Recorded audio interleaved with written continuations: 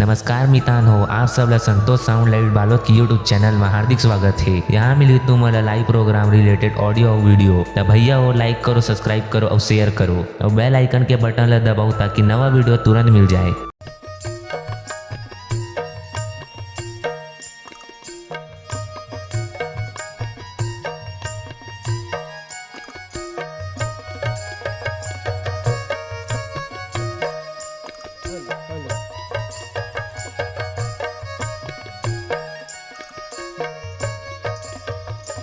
Tent वाले भाई Ashwani, tent वाले भाई अश्वनी, जहाँ कहीं भी हम मंच में अपनी उपस्थिति दें।